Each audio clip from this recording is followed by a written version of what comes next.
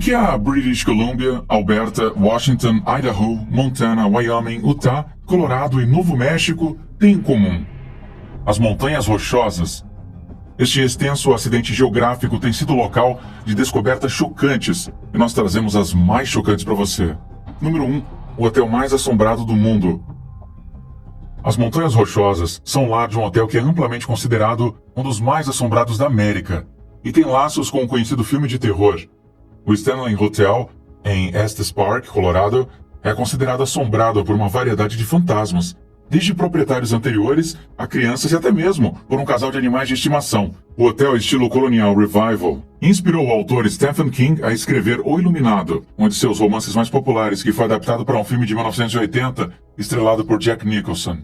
O Hotel Stanley foi construído pelo inventor Freeland Oscar Stanley, que se mudou para o Colorado na esperança de que o ar fresco e abundante luz do sol curasse a sua tuberculose.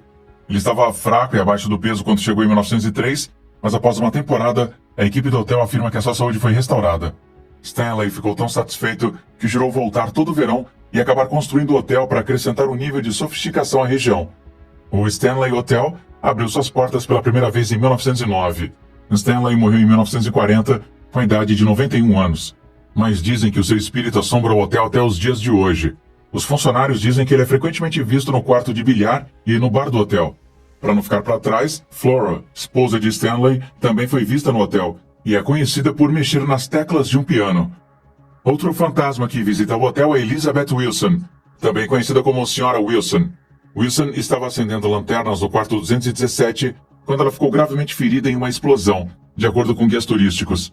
Ela sobreviveu à explosão, mas morreu anos depois. Wilson é uma pessoa comum no quarto 217. Os hóspedes relatam que os itens são movidos, bagagem é embalada, luzes acendem e apagam. Wilson também parece ser uma conservadora. Ela não gosta de casais não casados.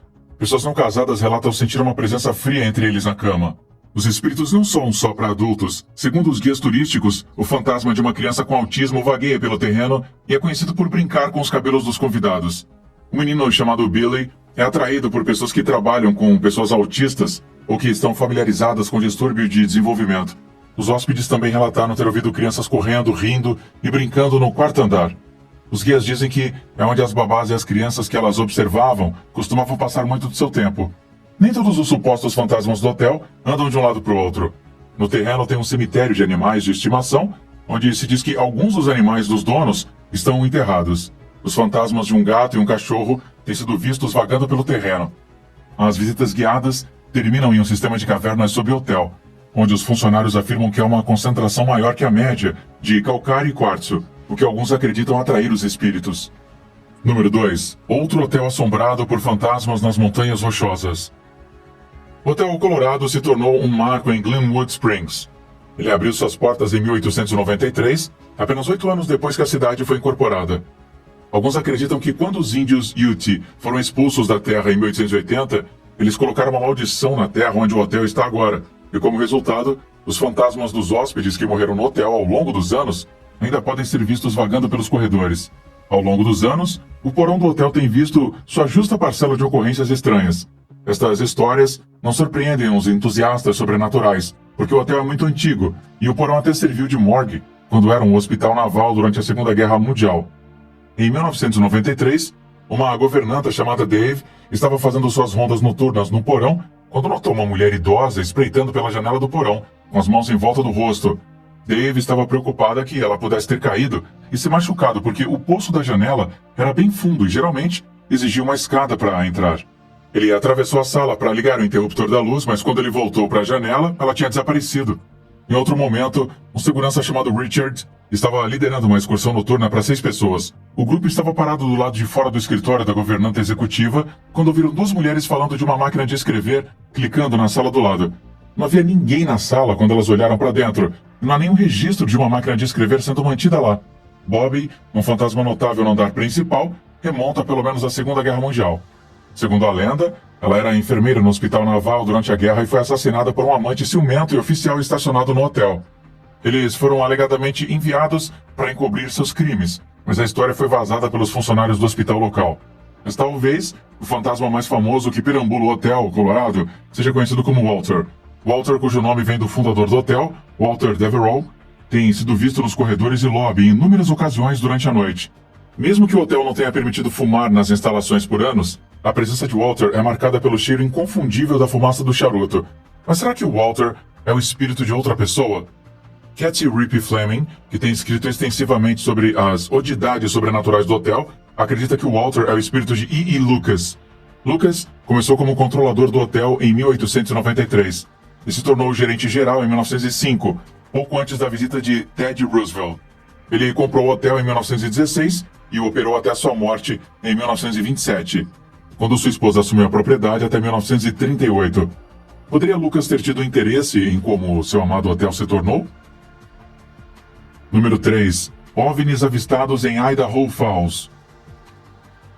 Não é frequente que avistamentos de OVNIs possam ser suportados por fotografias detalhadas, mas esse foi o caso dos avistamentos de OVNIs em Idaho Falls. Christine D., de Idaho Falls, um usuário do Facebook, captou um vídeo impressionante do que parecem ser múltiplos OVNIs correndo pelos céus.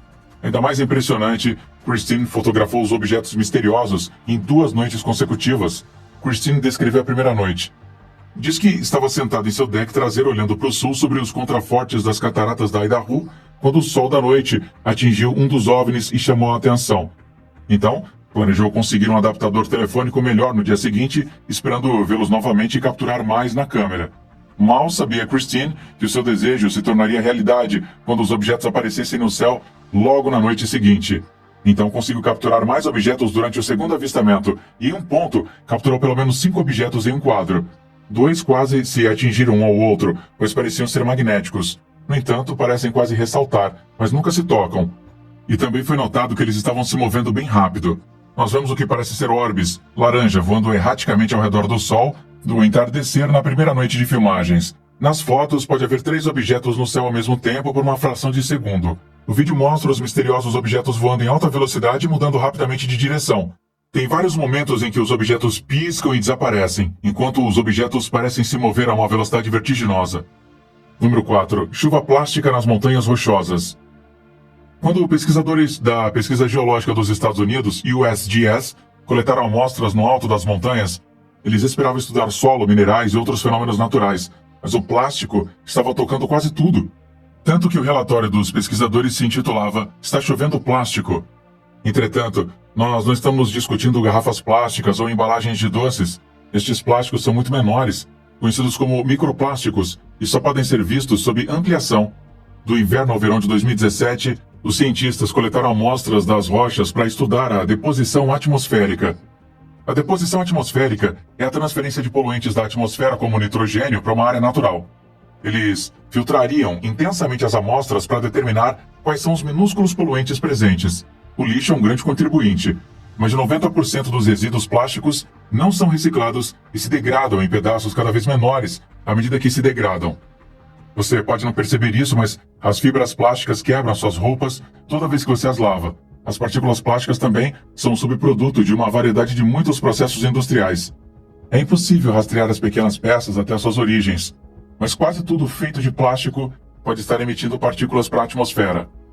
Então essas partículas são incorporadas em gotículas de água quando chove, e depois são lavadas em rios, lagos, baías e oceanos, onde são filtradas em fontes de água subterrâneas. Havia alguma variação no local onde os microplásticos foram descobertos. Entretanto, a observação frequente de fibras plásticas em amostras de lavagem do local isolado de Loch Vale, no Parque Nacional de Rocky Mountain, a uma altura de 3.159 metros, sugere que a posição úmida do plástico é onipresente e não apenas uma condição urbana. Enquanto os cientistas estavam preparados para investigar como os humanos tinham impactado a área, eles não estavam preparados para a investida no plástico.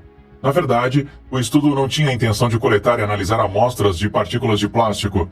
Então, os resultados foram totalmente inesperados e oportunos.